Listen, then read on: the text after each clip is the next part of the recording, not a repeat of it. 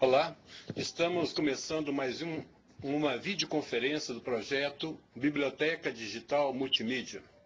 O tema da série Panorama Arte e Cultura de hoje é O Outro Oriente, a Outra América, Al-Andalus e a poesia de Juan Gelman em tradução.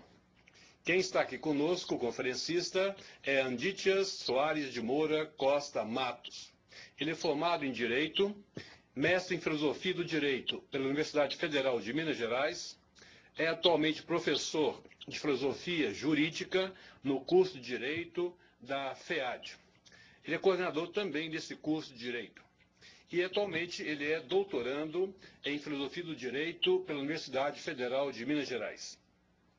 Perguntas e comentários podem ser enviados para videoconferência@virtual.pucminas.br. Repetindo, videoconferência@virtual.pucminas.br. Professor Andítias, é um prazer recebê-lo para falar sobre o seu trabalho como tradutor, não é? E, sobretudo, da obra de Juan Gelman.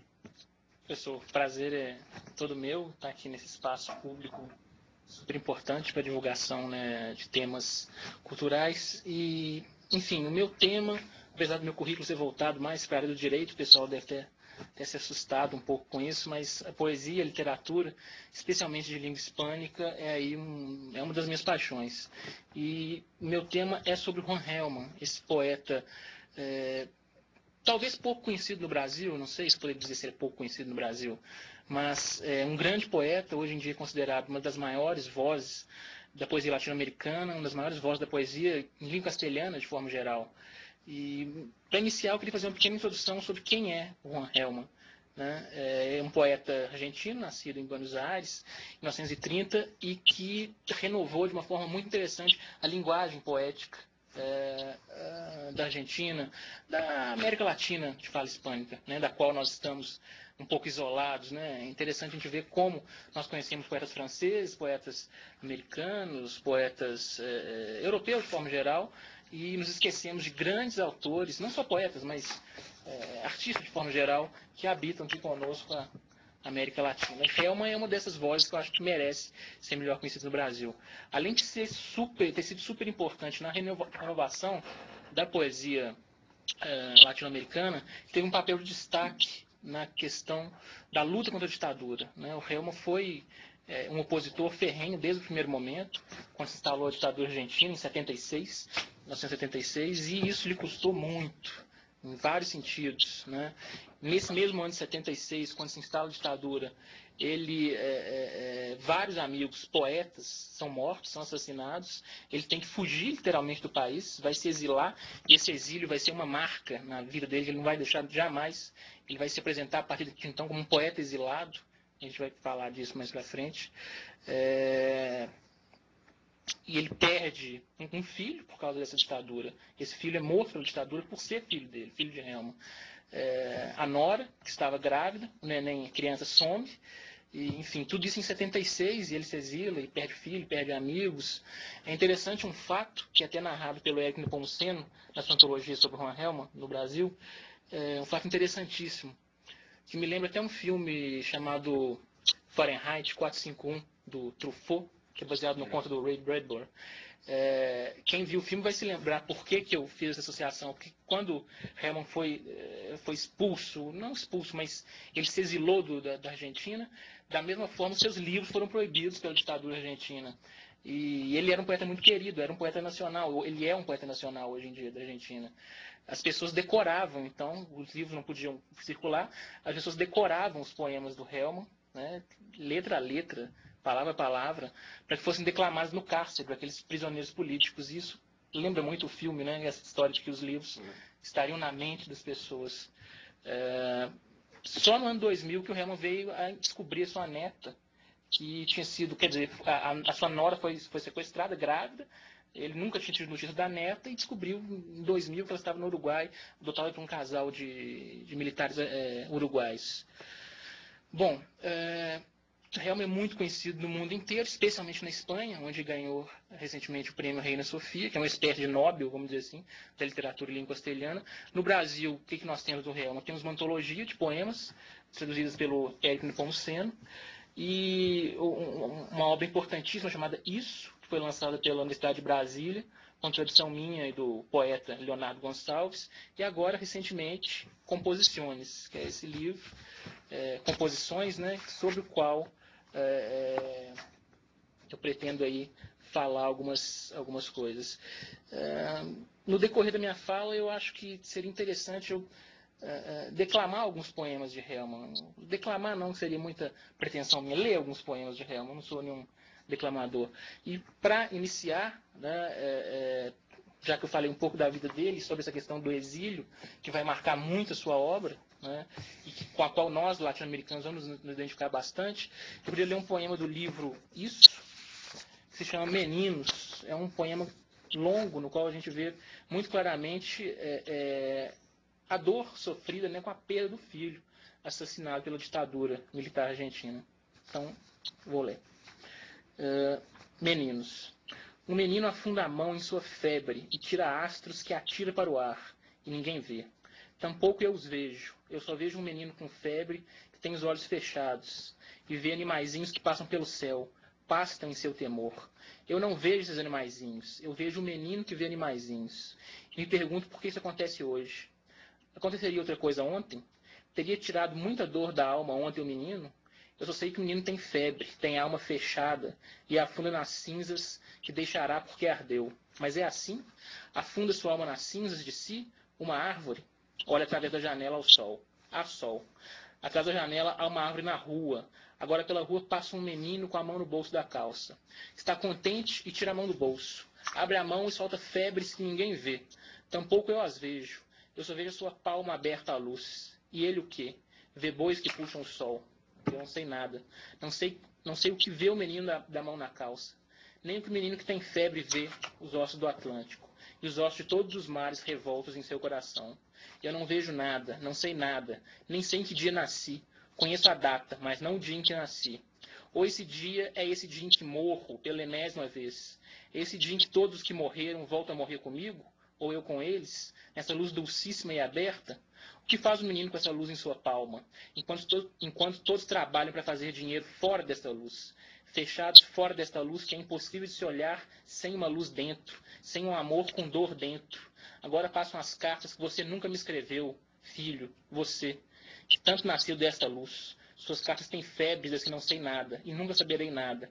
Parecem passarinhos que voam com sua serenidade. Astros que lançou ao ar e ninguém vê. Eu não os vejo, nem os vê minha dor insegura. Você pensava uma vida mais limpa que esta. Uma vida que se podia lavar, estender ao sol de sua bondade. Uma vida cheia de rostos como viagens. Onde estão esses rostos, essas viagens? A vida está nua como um mar sem margens. E não posso voltar a vida atrás, levá-la até o seu berço, nem levá-la adiante. Eu sou menos real que a mesa onde como. Eu como para ser real, como a árvore atrás da janela. Agora um menino parou ao lado dela, tira a mão do bolso da calça, abre sua mão à luz e pensa que a morte é a morte, e não mais que isso. Um texto aí que eu gosto bastante, e não sei se lendo dá para dar essa ideia da força do poema, né? Dessa presença ausente do filho a todo momento aí no texto. Já nesse poema a gente pode perceber algumas características do estilo do Helma que vão ser, de uma certa forma, um problema para a tradução, e o meu tema também é a tradução poética, que é algo complicado, né? Traduzir, principalmente traduzir poesia. O estilo do Helma ele é muito marcado por algumas interrogações, né? Ele faz perguntas em cima de perguntas, não responde essas perguntas, ele deixa para que o leitor responda. Se você pegar o texto e observar, vai ver que ele não adota uma pontuação convencional, maiúsculas e minúsculas não são signos que são utilizados no poema, isso traz uma certa tensão. Há uma marca dos poemas de Helma que durante quase toda a vida ele utilizou, que são as chamadas interrupções. O que são as interrupções? São pequenas barras mesmo, o sinal gráfico da barra, que substitui todo e qualquer sinal gráfico. Ponto, vírgula, exclamação, interrogação, enfim.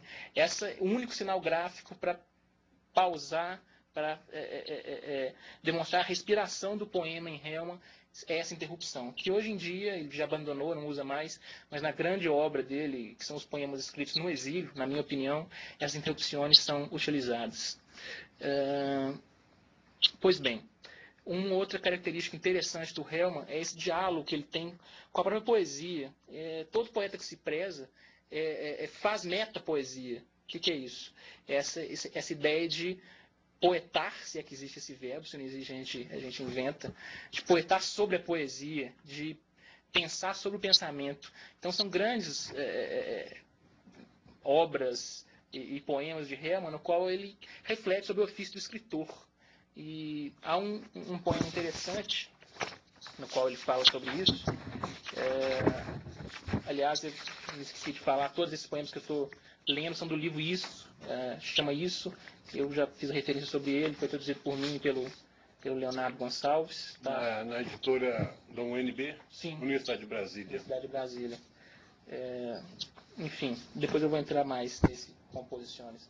Esse poema Operações é um poema metapoético, no qual ele mistura vários procedimentos, faz referências a obras clássicas da literatura espanhola, como Plater y Yo, do Ramón Jiménez, poemas do Antônio Machado, do Lorca, do César Vallejo, enfim, vários.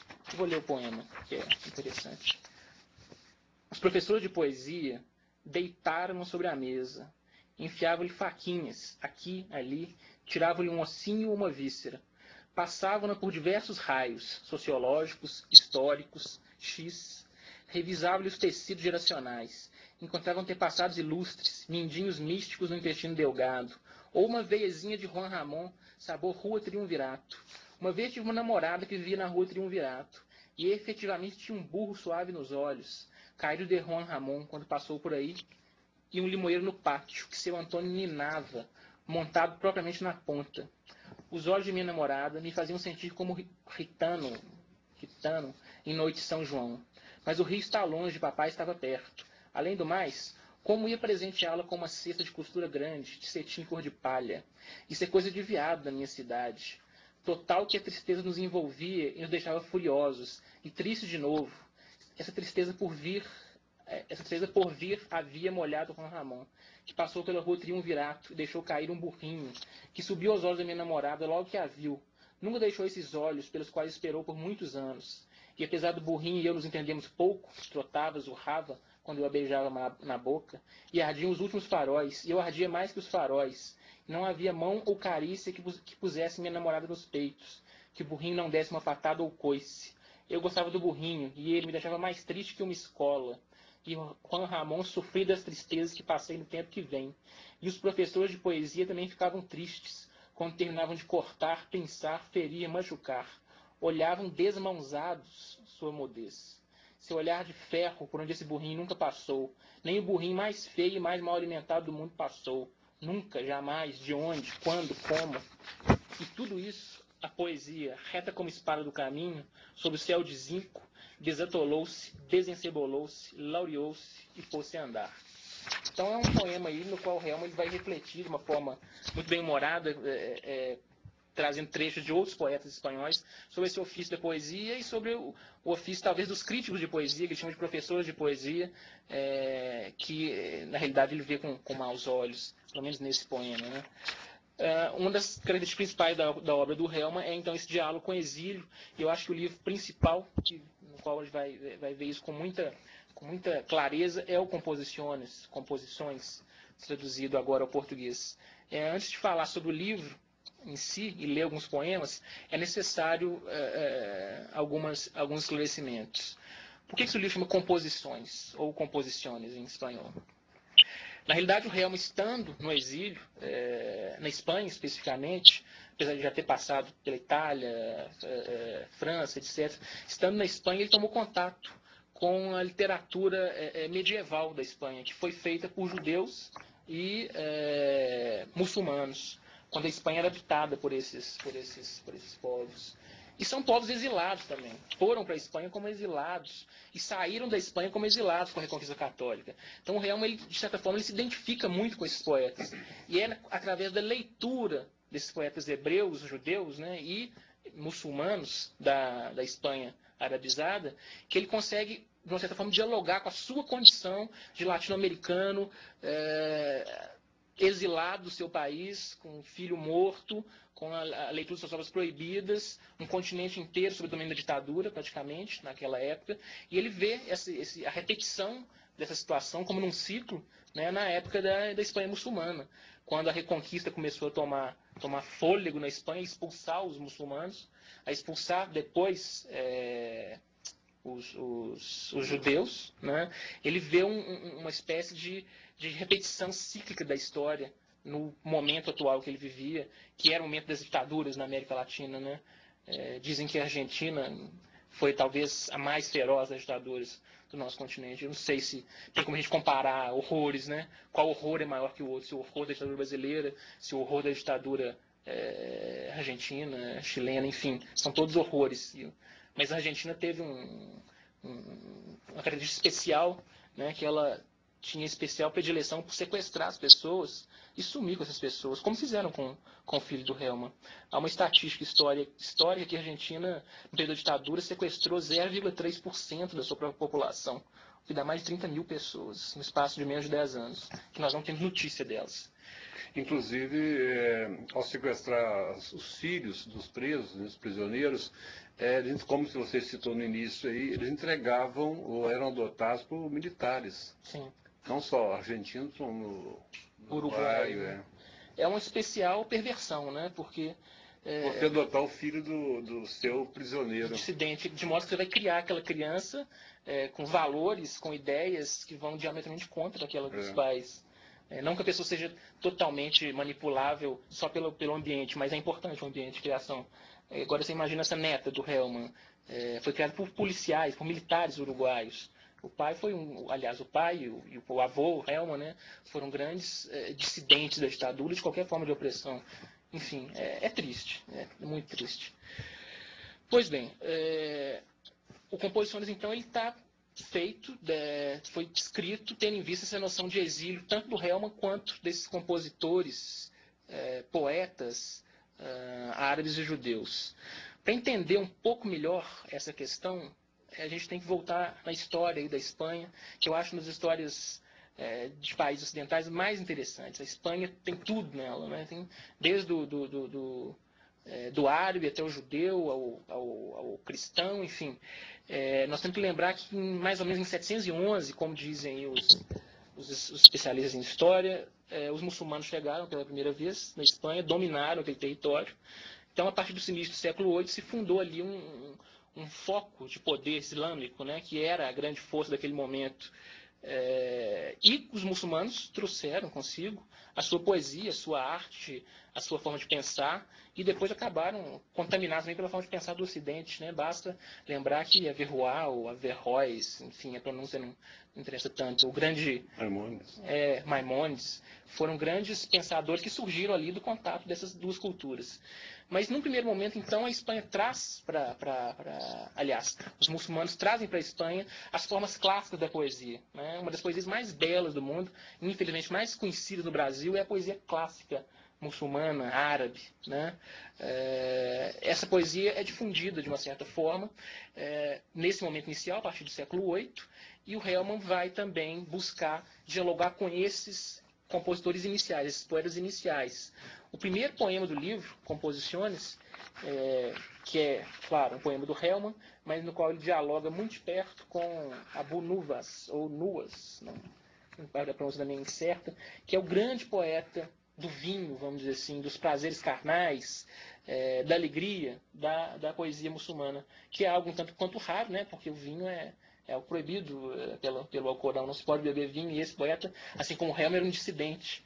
Helman, um dissidente político, e o Abu Nuwas, um dissidente assim, ideológico. Né? Eu queria ler esse poema que é interessantíssimo, chama-se O Berço.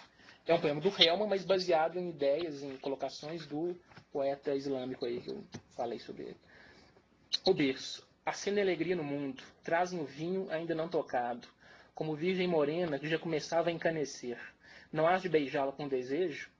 Quanto esperou na grande escuridão para juntar-se ao teu sangue, celebrar essas bodas, ó vinho velho, como a noite foi teu pai, mas em minha alma farás um campo verde como a tua mãe, e jardim cheio de pássaros de todas as espécies. E haverá comércio entre eles e a língua, e meus versos terão mais voo e música que todos os jardins de Bagdá. Ó vermelho, não tens lugar para as tristezas. Escanceia-te um ser de partes femininas, em trajes de varão. Quando te levantou, puro, na jarra, seu rosto saíram resplendores. A noite negra se fez dia, e me serviu uma transparência que cegou o olho, a memória. Se mesclaram essa luz com a luz de sua união, e geraria outra luz, a não vista, a última. Agora domo o tempo. Sentou à minha mesa a fêmea de meu desejo. Que não haja ausência entre nós. Tenho saudade de ti, não do lugar onde a bela Ind ou Asma, a de peitos redondos e branquíssimos, plantou sua tenda, seus aromas de leite, ardente e noturno. E quem desejará viver em uma tenda, vendo passar ovelhas e camelos? Quero viver em ti, vinho, sob sóis que foram, com tuas cândidas esposas balançando o berço de meus versos adormecidos. Então é um poema do Helman, baseado em características formais da poesia clássica, traz alguns tópicos muito próprios da poesia árabe, muçulmana, a referência ao deserto, ao camelo, né, ao vinho, que é próprio aí do Nuvas. Enfim, ele tem argumentações, tópicos que não pode deixar de ser colocados. A poesia oriental muçulmana tinha essa ideia de que num poema devem comparecer temas clássicos, ideias clássicas, e é isso que vai fazer com que o poema tenha qualidade. Mas, continuando essa história da Espanha, e que é a história desse livro, visto pelos olhos do Helman, a história do exílio, né, a Espanha muçulmana, a partir mais ou menos aí do ano 1000, alguns colocam 1001 ou 1002, o califado de Córdoba, na Espanha, vai começar a sofrer um processo de desagregação, graças à corrupção, a formas políticas arcaicas de governo, a pressão que já começava a ser feita pelos reinos cristãos. Esse califado ele vai entrar num processo de extinção. Com a morte de Al-Mansur, acaba totalmente o califado de Córdoba, e isso traz uma grande insegurança para os pensadores, para os poetas, para os artistas da época. Não há mais um poder central muçulmano, não há mais um poder unificando aquela comunidade, garantindo a segurança daquela comunidade. Vão surgir diversos pequenos reinos, a partir de 1030, mais ou menos, pequenos reinos chamados taifas. Nesses reinos, eu vou ter um soberano que não é mais um califa, que é dono de toda aquela circunscrição territorial. São reinos rivais, onde não há um desenvolvimento muito grande da cultura, da leitura, da poesia, da música. Há apenas uma preocupação pelo poder, utilizar o poder pelo poder. E dessa forma, os poetas eles ficam um tanto quanto aturdidos, né? De um lado, o poder político se esfacela, eles perdem a sua colocação dentro da textura social ali hispânica, e começa a surgir já um sentimento de desagregação, de não pertencimento àquele lugar. Que mais tarde esse sentimento vai ser o sentimento do exílio, próprio do exílio, no qual aí o Helman vai se inserir. Em 1095 eu tenho o final desses reinos, vamos dizer assim, independentes, esses pequenos reinos independentes. Vai surgir uma segunda fase na Espanha muçulmana, que é o reino dos Almorávidas. Os Almorávidas eram berberes do norte da África e que tinham grande conta à guerra, eram povos guerreiros, e observando ali a fraqueza da Espanha, né, do sul da Espanha principalmente, que é onde estavam os muçulmanos, eles vão conquistar aquela região, reconquistar para o Islã aquela região e unificar dentro de uma visão política única, né? Nesse momento, a poesia árabe, oriental, que está no Ocidente, né, na Espanha, ela vai sofrer uma renovação muito grande, porque os modelos clássicos do Oriente, eles vão se esfacelar. Os modelos poéticos, os modelos retóricos, as tópicas vão se esfacelar. Então é nesse momento que começa a ser criada uma verdadeira poesia hispânico-oriental ou hispânico-muçulmana, com temas próprios, com ideias próprias, com formas poéticas próprias. Por que pareça, um dos maiores autores dessa época não vai ser nenhum muçulmano, e sim um judeu chamado Judá Halevi, que é extremamente importante para a história da literatura hispânica, não só muçulmana, ele vai trazer uma renovação imensa ao conceber a poesia como uma espécie de local onde o indivíduo pode dizer das suas dores. Ele quase vai ser um romântico antes do tempo. Ele vai encontrar dentro do poema um momento para falar de si, das suas coisas, do seu tempo, dos seus problemas, das suas dores. E isso era algo inédito. Aliás, era algo de mau gosto, vamos dizer assim, para a poesia clássica árabe. E para toda a poesia clássica, a gente pode pegar a grega também, a romana, a latina, enfim. Era algo de mau gosto falar de si dentro do poema. Isso aí era para que ele não conseguisse conter, né? Era até uma expressão de vaidade. Mas a partir desse momento, pelo menos aqui no contexto da Espanha, com o Judá Halevi, a gente tem essa ideia da poesia como um espaço legítimo para que o indivíduo fale de si e quando o outro lê, vai se encontrar também, né?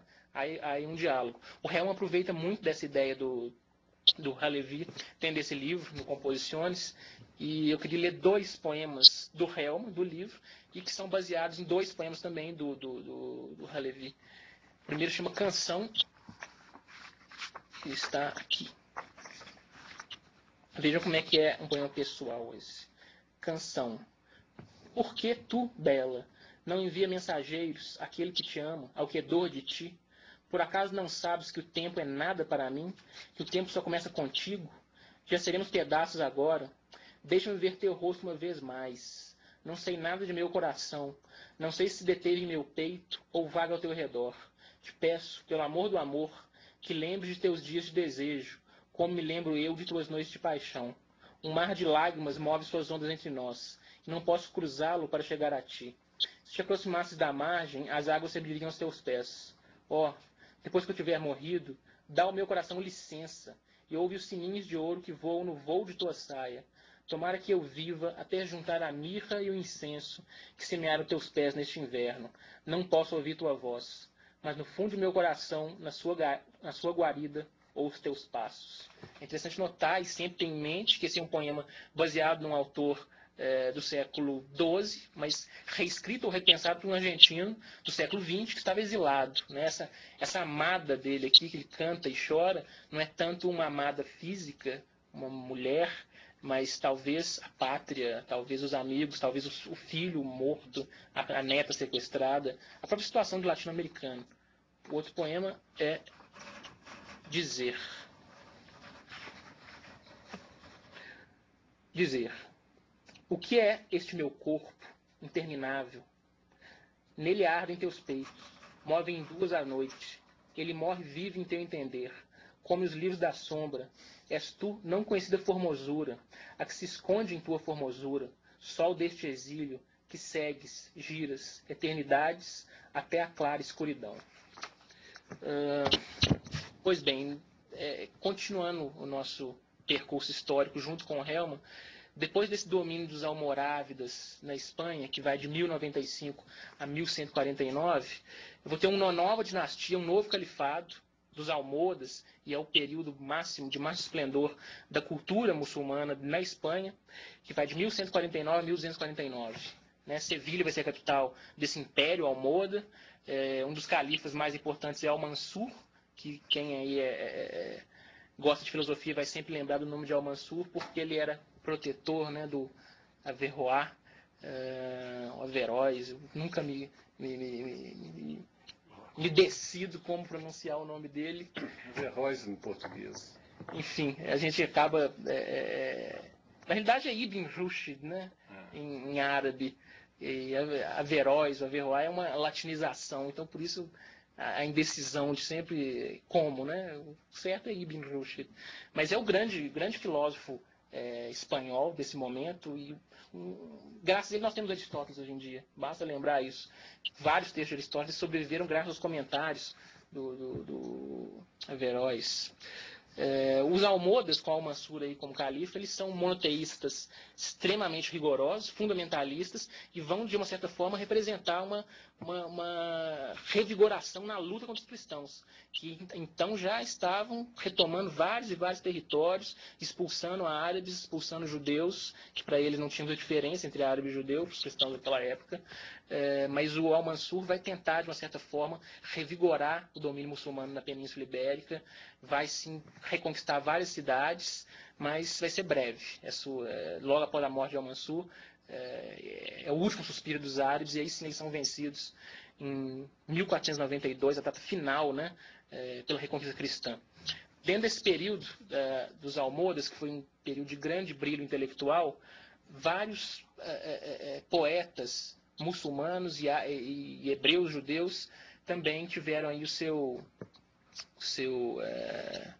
domínio intelectual. É interessante que o Helmo pega vários desses poetas e reescreve, relê a sua obra aqui no Composições, mas um deles, que se chama Eliezer ben Jonon, não é um poeta dessa época. E conversando com o Helmo sobre o livro, na época da tradução do livro, eu falei, mas procurei sobre esse poeta em todos os locais, não achei nada sobre ele. O Judar Levi está bem documentado, todos os outros, Isaac Luria, Samuel Hanagid, Davi, Jó, enfim, o Abu Nuwas, todos são poetas documentados e, enfim, super conhecidos. Agora, esse Eliezer ben Jonon, que eu vou ler 2 poemas dele aqui, que reescritos pelo Hellman, vamos dizer assim, eu não consigo encontrar nada dele. Por quê? Quem que é esse poeta? Ele criou esse poeta? Exatamente. O Hellman, ele é muito fã desse procedimento que o Pessoa gostava muito também, dos heterônimos, né? De criar...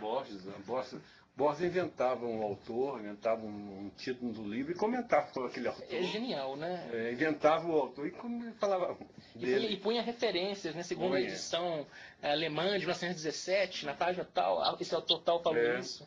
E era difícil separar a realidade do ficcional no Borges. Para ele, na mente dele, não havia muita diferença entre essas duas realidades. Aliás, Borges, né, um gênio também, um grande autor argentino, aproveitando que nós estamos falando de um deles, que é o Hellman, Borges, para mim, é uma referência fundamental. Mas quando você perguntou quem é esse autor... Ele falou isso. Não, esse autor, ele não existe, fui eu que inventei. Eu coloquei, ele colocou data de nascimento do Eliezer, o local, data de morte, e aí pesquisando um pouco mais, você vê que Eliezer ben Jonon é uma expressão hebraica que significa filho de Juan, né? Então é uma espécie de... Jonon? Ronon. É uma espécie de homenagem aí ao filho. Eliezer é filho? Não, Ben que é filho. Ronon. Ronon. Não, Ben é filho, né? Igual Ibn em árabe. E Ronon é Juan, né? Então o poema é como se fosse ele escrevendo como se fosse o filho, como se esse filho fosse um poeta dessa época dos almohadas na Espanha muçulmana. Ou seja, é uma coisa louca também. E fica interessantíssimo. Vamos ver aqui 2, pequenininhos, são pequenos esses poemas. Página 57. O voo. Minha vida é véspera de ti, ou luz matutina na tarde, que resplandece em teu ventre, refúgio ou multitude de tua graça, água que sara o doce outono, dá seiva aos seus 2 fogos. Meu olho se alegra em teus contrários, tu, a morte que confundes, leoa, mocinha, livra-me de mim, que meu pó, as fúrias de meu pó, alcancem meu inimigo, e eu seja a obra de teus dedos, lua e estrelas que fixas, em minha dor para que saia o sol, ou seja, tua porta, regozijo, ou deleite, morada, como palavras de teus lábios, alma que na noite brilhas, como ventre aceso. E ele coloca aqui, como autor, Eliezer ben Jonon, nascido em 1130 e morto em 1187, na Provença, que é algo significativo também, que foi onde surgiu a poesia lírica, né, poetas provençais. Um outro poema do Ben é o Sol.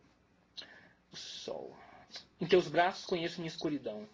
Só de ti conheço o sol, o abrigo de teus braços, tua transparência, o olho que se abre um instante e se fecha, como guardando tua bondade, tua lei, caminho para teus braços, ou deleite pelo qual vai minha boca para tua saliva, em ti, fora de ti. Voltando mais uma vez, então, a nossa essa lembrança histórica que é importante para entender o livro.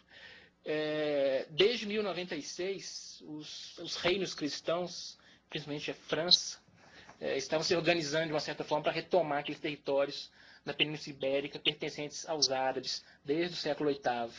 Em 1096 nós temos a primeira cruzada, que vai para o Oriente, mas tem essa mesma ideia de retomar territórios que, na cabeça dos cristãos, lhes pertenciam naturalmente. Né? Nada mais natural do que retomá-los dos infiéis. A gente pensa na reconquista cristã na Península Ibérica como um movimento isolado, mas não é. Ele faz parte de um movimento mais amplo, que tem as cruzadas no seu bojo, e essa reconquista cristã ela já se inicia em 1096 e vai acabar apenas em 1492. Então são quase 400 anos de luta férrea entre cristãos e muçulmanos, com os judeus no meio, sem saber muito bem para que lado se colocar.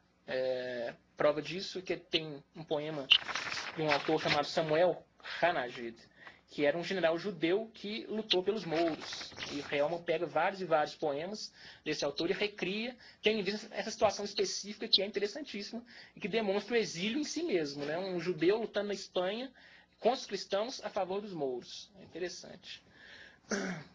Com a Reconquista, esses poetas que o Hellman relê e dialoga com eles nesse livro, são poetas que vão perder o seu local histórico na Península Ibérica. Vão ser presos, vão ser deportados, vão ser mortos, vão ser exilados, né, em uma palavra.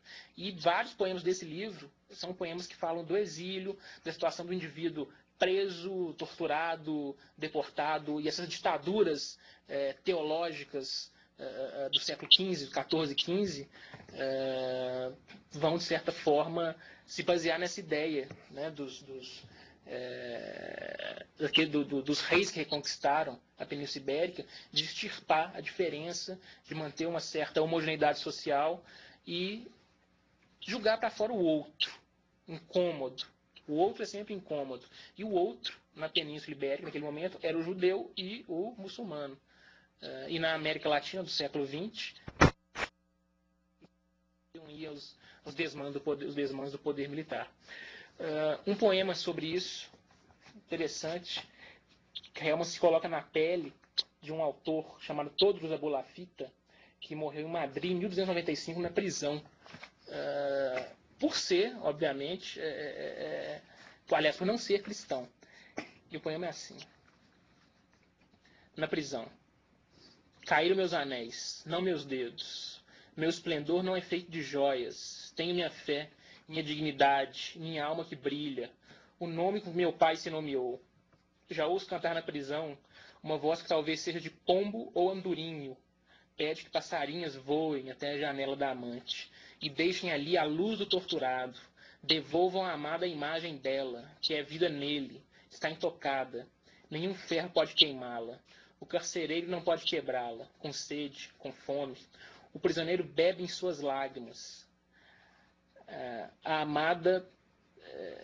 como é que é? Não, eu vou começar aqui. O prisioneiro bebe em suas lágrimas a amada. Sai de sua ternura. Come noites de amor que arderam ainda. O desafortunado se esconde na noite do calabouço, como pássaro inoportuno. Soam os dentes das ratazanas, as pulgas, outras bestas sem rosto. Assediam-lhe corpo e alma. Ele pensa no tempo. Vê a palavra talvez, a palavra amanhã, sob o sol, outro sol.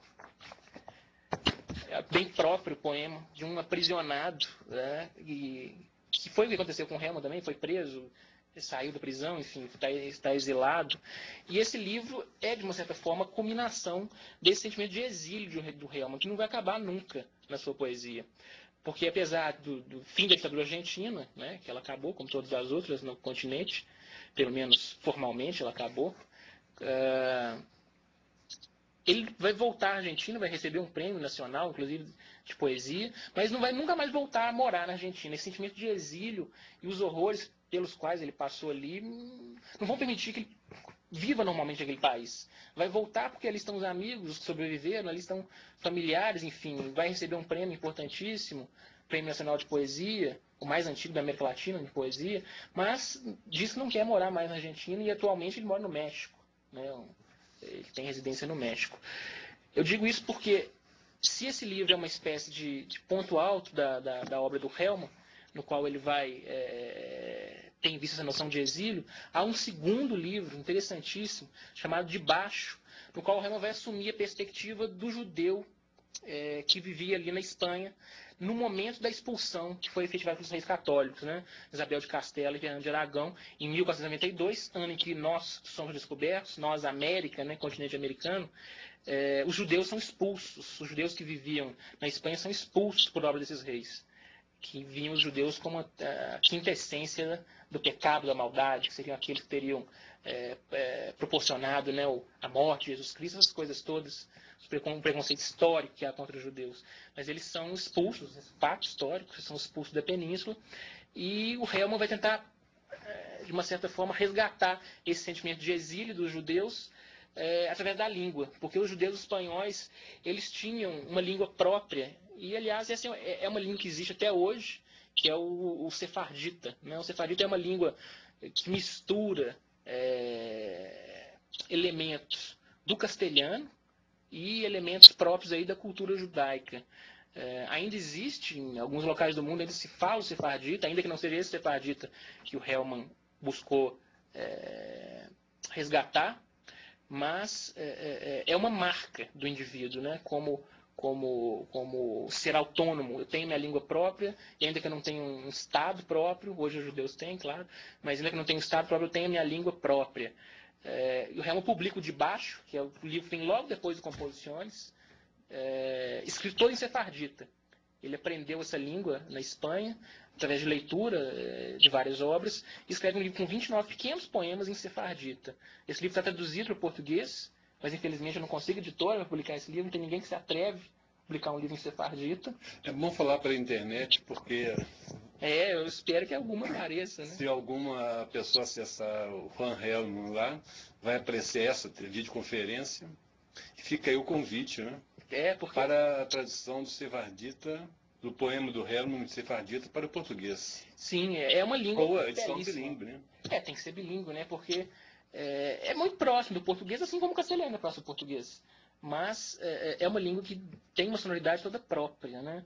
Inclusive o poeta Haroldo de Campos, que é um grande poeta, e todos conhecem o Haroldo, né? Apesar dos prós e contras que existem contra ele, é um grande poeta e inegável.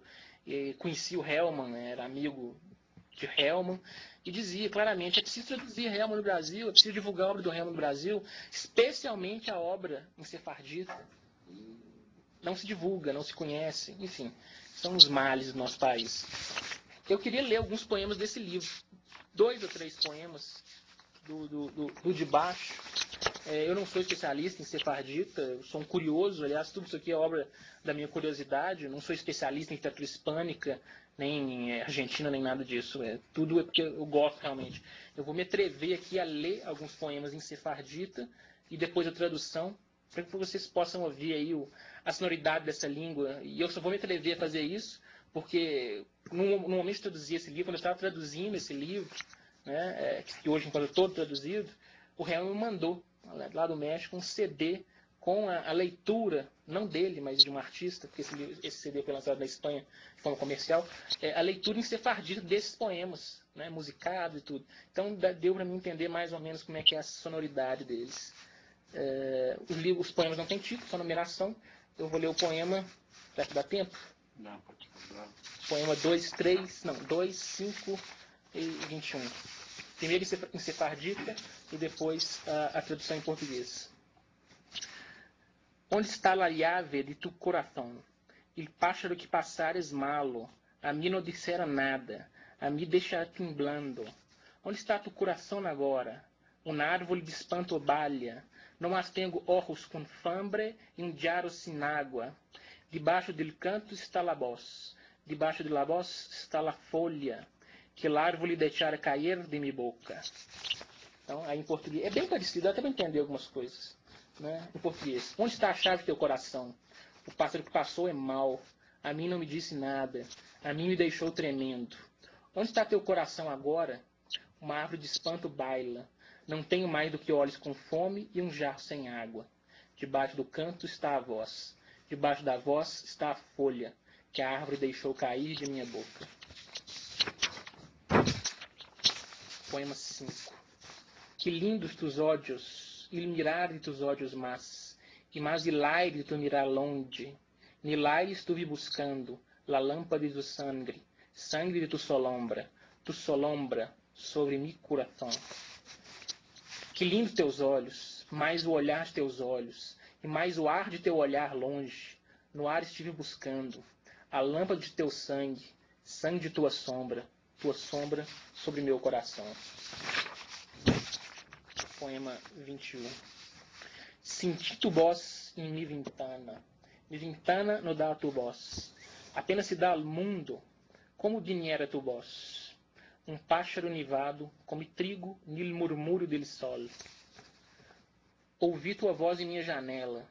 Minha janela não dá para tua voz, apenas dá para o mundo. Como veio tua voz? Um pássaro nevado come trigo no murmúrio do sol. Então enfim, é uma leitura aí de um não especialista, mas acho que dá para ver como é que é interessante essa sonoridade do sefardita.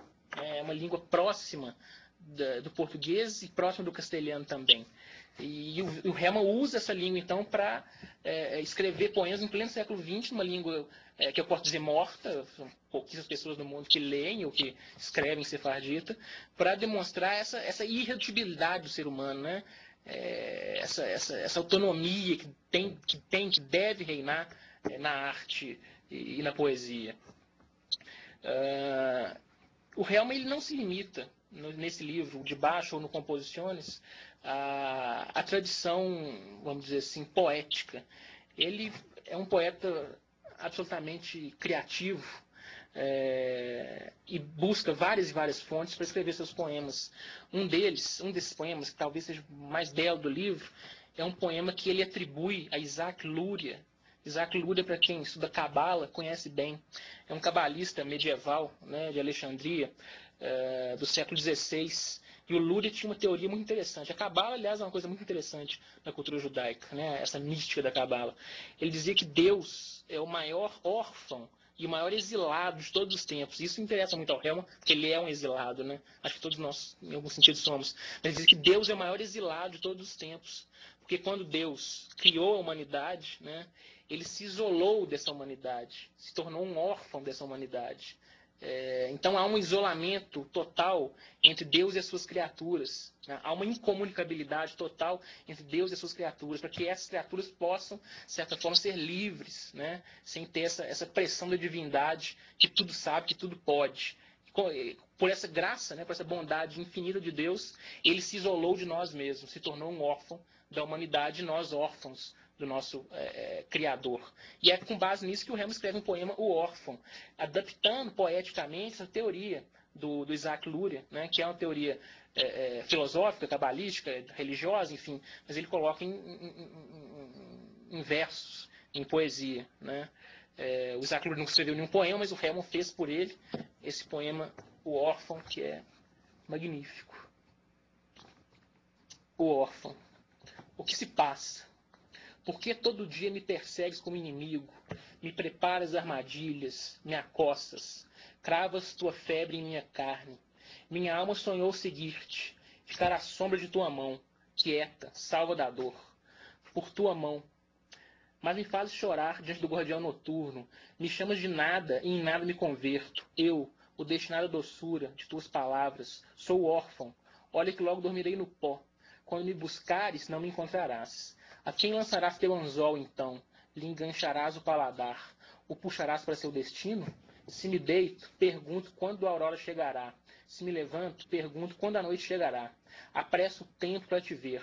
Estou exilado de mim, como o Criador de todo o criado.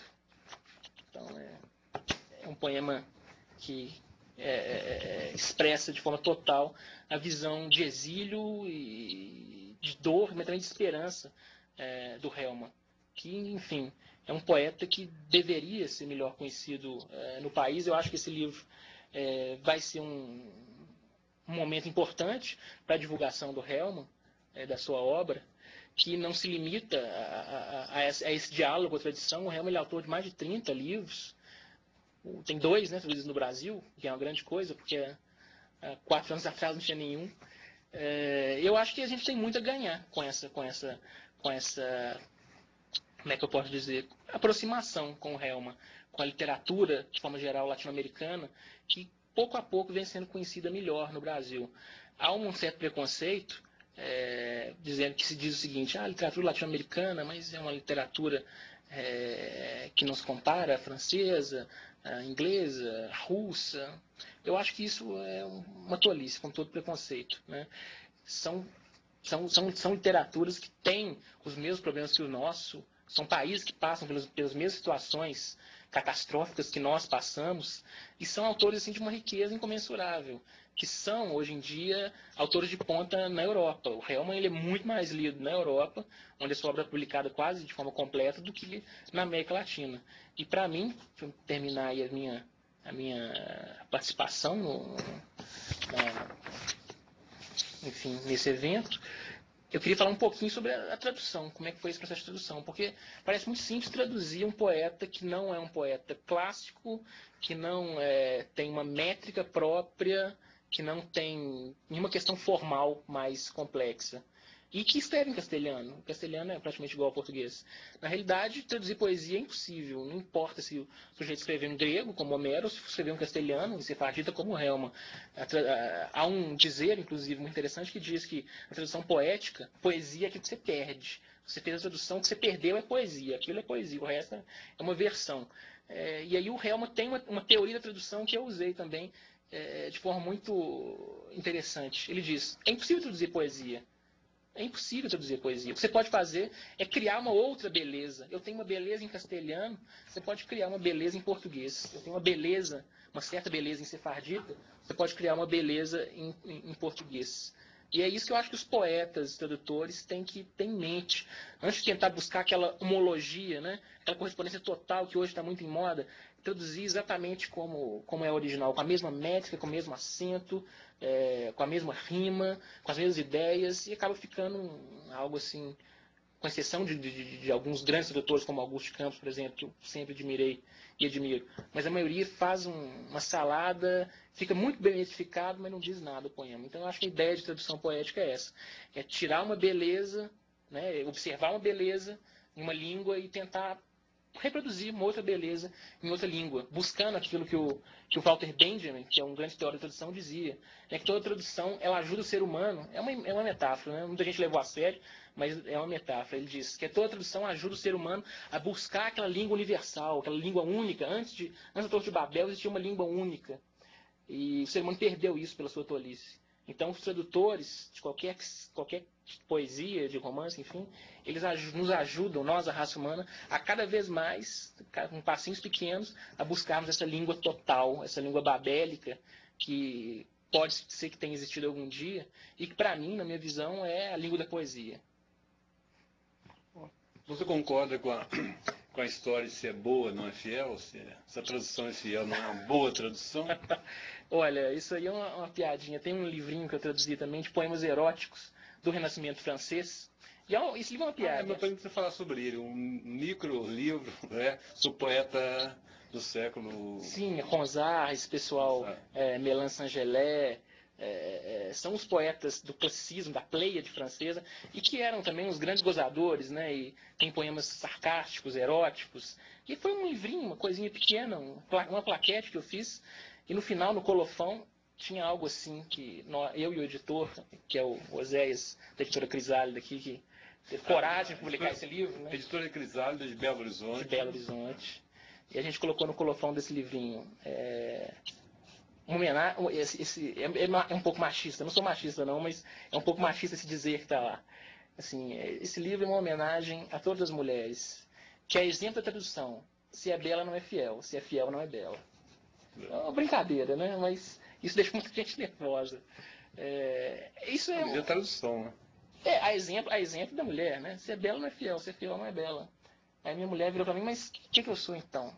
Eu sou bela ou sou fiel? Uma das duas você tem que tirar aí ficou algo complicado. Mas a tradução a fidelidade da tradução é muito difícil. Voltando agora à seriedade do assunto, é muito difícil a fidelidade em tradução poética. Eu acho que tem que haver uma liberdade grande, sim, para o tradutor. Essa história de tradução é traição, né? Toda tradução é uma traição, aquele velho dizer italiano. Eu acho que, na realidade, é tradição. Não é, a gente tem que buscar criar uma tradição. A gente, quando traduz o português, a gente está trazendo maior cultura à língua portuguesa. Quando você tem um Helm em língua portuguesa, você tem um Homero, quando você tem um Rousseau, um Hobbes, um Baudelaire, enfim, qualquer autor de poesia, prosa, filosofia, isso enriquece a língua, né? Isso faz a língua se tornar mais universal, mais próxima daquela língua universal, que é a língua total que fala o Walter Benjamin. Então, exigir em poesia, eu acho que o procedimento para outras áreas é diferente, mas exigir em poesia homologia total é um desperdício de tempo e de energia.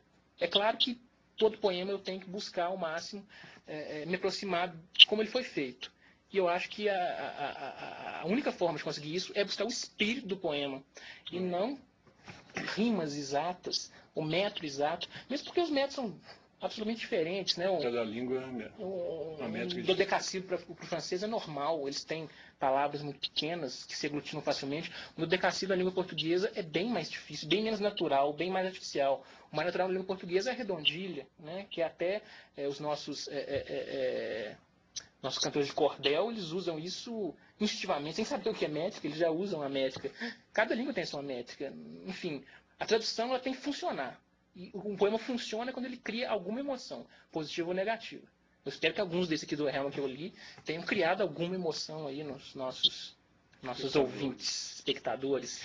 Só para terminar, citando as 3 obras que estão do Hellman em português, a tradução do Edwin Pomuceno, que se chama Amor que Serena Termina, né, da editora Record, 2001.